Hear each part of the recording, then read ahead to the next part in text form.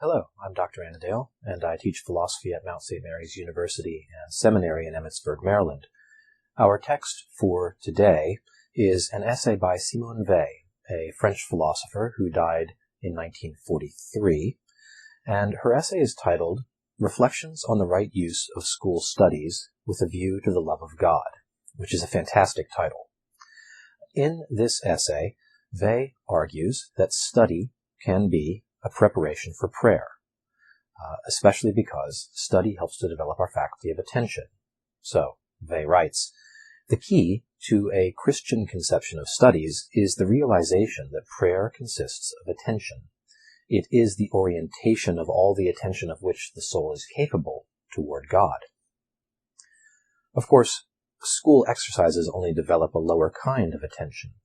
Nevertheless, they are extremely effective at increasing the power of attention that will be available at the time of prayer, on condition that they are carried out with a view to this purpose and this purpose alone. Although people seem to be unaware of it today, the development of the faculty of attention forms the real object and almost the sole interest of studies. So, we have the elements of our syllogism here, as it were. Studies help to increase attention. Attention is the sum and substance of prayer, and therefore studies can assist us in prayer. Weil observes that no effort of study is wasted, provided that it is attentive. Even a fruitless hour spent trying to solve a problem can have spiritual benefits which will be felt later in prayer.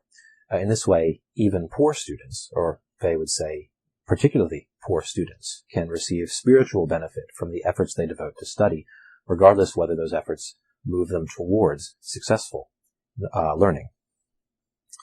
Weil gives this advice to students. She says that you should study with no thought of grades or advancement, but think only of forming your faculty of attention.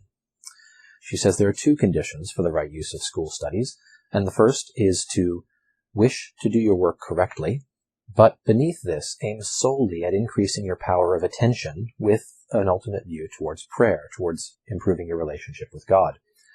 The second condition is to examine your errors carefully and without making excuses. Weil notes that this is quite difficult, as most of us wish to hide and to hide from our failures. But studying our errors in detail with clear eyes teaches us humility, and even more valuable, it makes us aware of our own mediocrity, of the second-rateness of our work. In many ways, this can be even more spiritually valuable than an awareness of our own sinfulness, because one can take a kind of perverse pride in being sinful, but nobody can take pride in being mediocre or second-rate. So the more deeply we impress upon ourselves the way in which we have fallen short of the mark of excellence in study and in knowing truth, the better prepared we are for a life of prayer and approaching God. If we follow both of these conditions, Weil says, study is as good a road to sanctity as any activity. Now, how do we pay attention? Weil says, it is not a matter of muscular effort. This leads to exhaustion rather than to actually achieving work. Many people think it is. Many people think muscular effort is the essence of study. They think that studying means sitting in a chair in a certain posture, wrinkling your brow, tightening up. She says these people are just clenching their muscles. They're not actually studying or paying attention. And paying attention is also not a matter of willpower, says Weil. Not a matter of the kind of willpower we would use in doing a physical task, finishing the last mile of a marathon, for example. The reason for this is that the intellect is led only by desire. So we must take pleasure in our studies. We must acquire this joy of learning. We must cultivate this over time. Paying attention is quite difficult, says Weil. She writes, something in our soul has a far more violent repugnance for true attention than the flesh has for bodily fatigue. This something is much more closely connected with evil than is the flesh. That is why every time we really concentrate our attention, we destroy some evil in ourselves. Now, attention, according to Weil, involves a kind of passivity or openness of the mind, an openness to the object, and a willingness to receive it as it is in its reality. So Weil defines attention as consisting of a suspension of thought, leaving it detached empty, and ready to be penetrated by the object.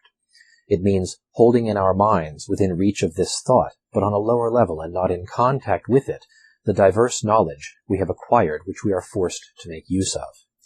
Weil compares this to holding something in your peripheral vision, having at the corner of your eye, so to speak, all of your currently acquired knowledge which is relevant to the matter at hand, but maintaining the main focus of your vision upon the object in front of you, waiting for it to present itself to you.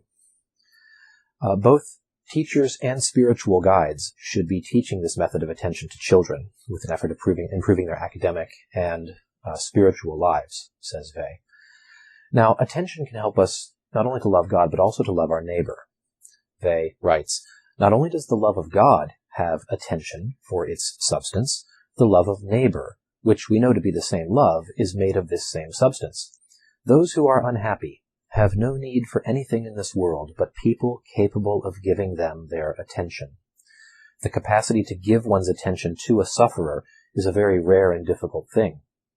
Nearly all of those who think they have this capacity do not possess it. Warmth of heart, impulsiveness, and pity are not enough. Weil continues, the love of our neighbor in all its fullness is a recognition that the sufferer exists, not only as a unit in a collection or a specimen from the social category labeled unfortunate, but as a man exactly like us, who was one day stamped with a special mark by affliction. For this reason, it is enough, and it is indispensable to know how to look at him in a certain way. And this way is, first of all, attentive. The soul empties itself of all its own contents in order to receive into itself the being it is looking at, just as he is in all his truth. Only one who is capable of attention can do this. Weil concludes her essay this way. For an adolescent, capable of grasping this truth, and generous enough to desire this fruit above all others, studies could have their fullest spiritual effect, quite apart from any particular religious belief.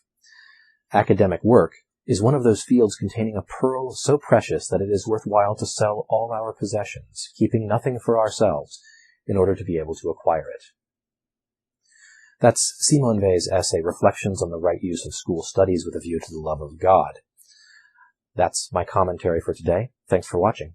Goodbye.